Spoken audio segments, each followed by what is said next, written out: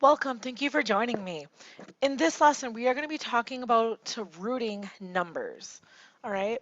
And the thing about rooting numbers is there's many indexes that you can take to a number. So for example, this 3 here represents taking a cube root. If it's not written, it's assumed you're taking a square root, or fourth root, or fifth root. So those numbers outside, that's called the index. And that is going to tell us what power of root we are going to be taking for these numbers. The number that we're taking the root of is clearly on the inside.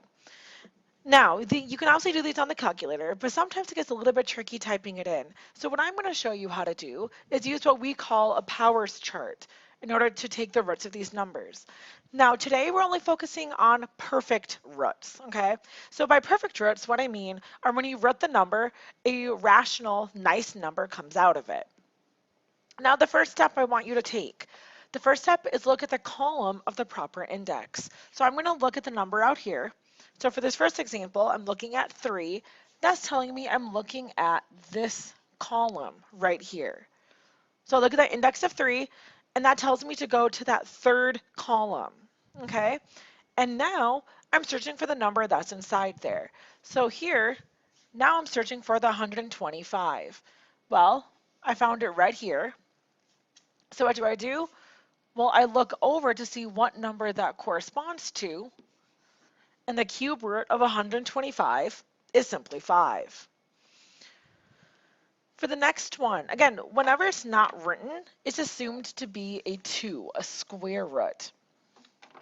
So that 2 tells me to go in my second power column.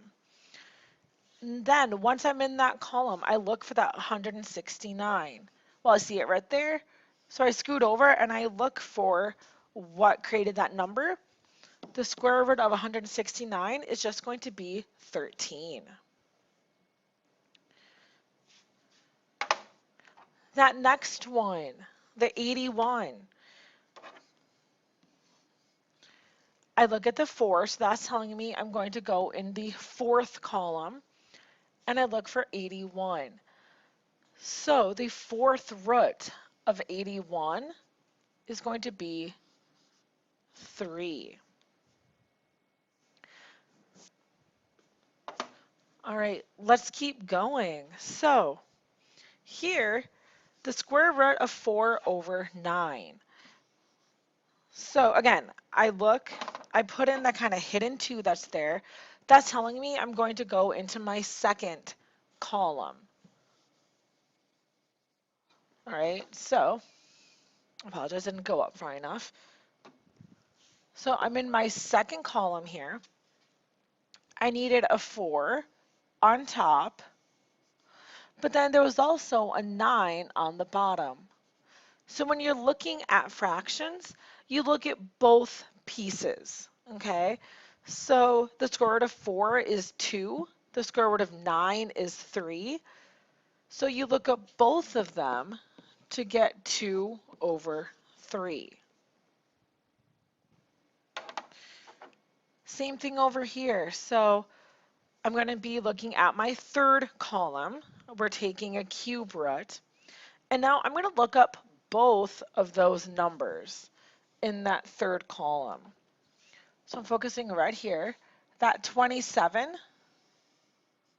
well, that 27 came from 3, and that 343 came from 7. So you look at the top and the bottom and take the root of both. All right, so again, pretty quick, pretty simple, as long as you have that powers chart and know how to use it. So please make sure you have all those written in. This lesson was pretty quick here. So again, make sure you have it written in and come and ask me if you have any questions.